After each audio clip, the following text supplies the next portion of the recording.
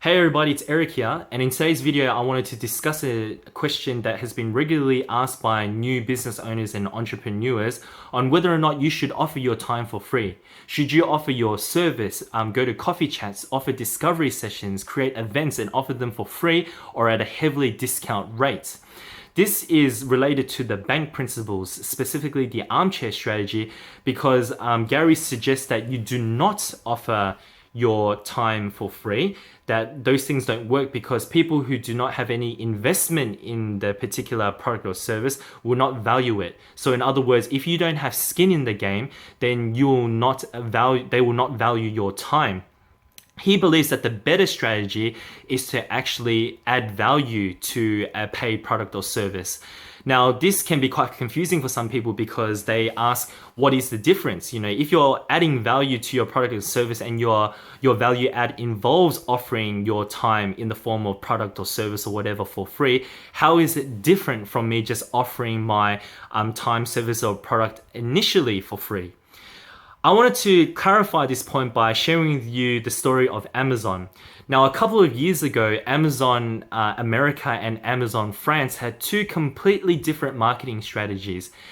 Amazon France decided to employ a marketing strategy which involved discounting their shipping and delivery to just 1 franc, which is almost nothing. It's like charging, I think, like an equivalent of 50 cents Australian for shipping and delivery, whereas Amazon America decided to offer free shipping and delivery with every second book purchase. So if you purchase 2 books, then you get free shipping and delivery. Well, between the two strategies, Amazon America experienced huge jumps in their sales, whereas Amazon France didn't experience any jumps in their sales at all, an insignificant amount of jumps. But when they adopted the American Amazon marketing strategy, they themselves experienced a huge jump in sales as well. So as you can see, this illustration of Amazon is representative of what we're speaking about.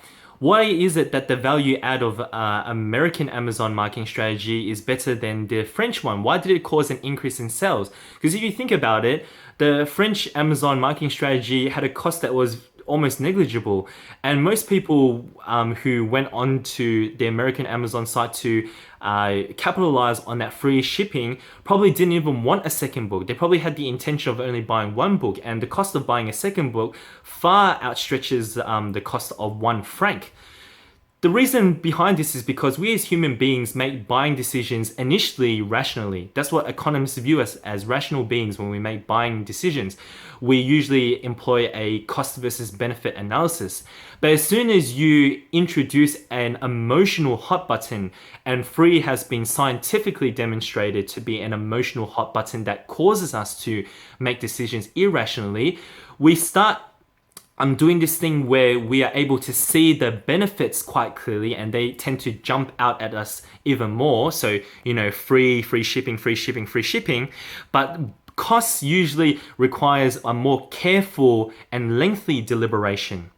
So when you apply that to our situation, of offering free coffee chats and services, or offering events for free, the reason why people will initially express interest and register but not turn up on the day is because in the moment of registering and saying yes to you, they see, okay, free, and that's the emotional hot button that gets us to jump on it straight away, and that's why people do it.